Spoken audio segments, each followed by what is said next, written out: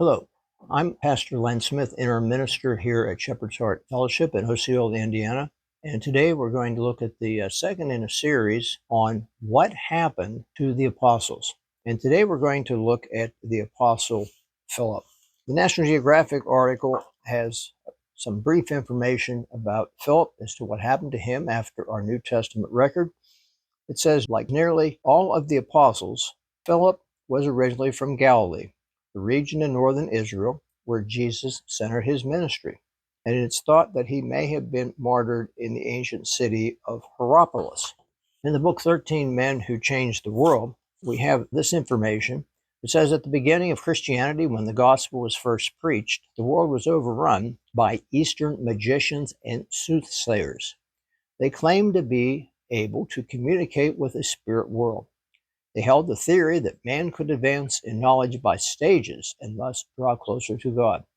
They set up an elaborate spirit world sufficiently shrouded in mystery. To the Apostle Philip, who was very practical, this was just utter nonsense.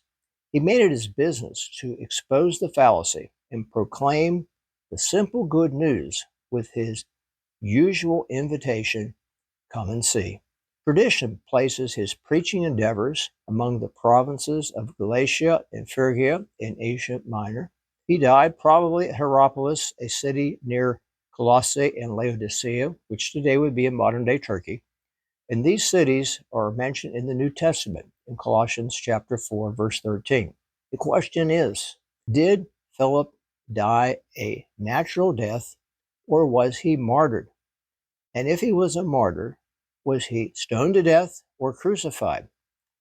We're told by Polycrates, bishop of Ephesus during the 2nd century, that Philip was one of the 12 who lived as one of the great lights of the province of Asia and is buried at Hierapolis with his 2 aged daughters. Of the manner of his death, therefore, according to tradition, we cannot be certain. And from the Bible Encyclopedia, one other brief note about Philip. The church has preserved many traditions about his later ministry and his death. Some say he even preached in France. Others say he too preached in southern Russia, Asia Minor, or even in India.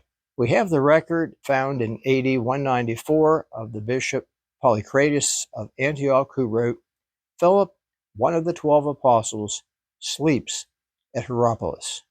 However, we do not have any firm evidence to support any of these claims.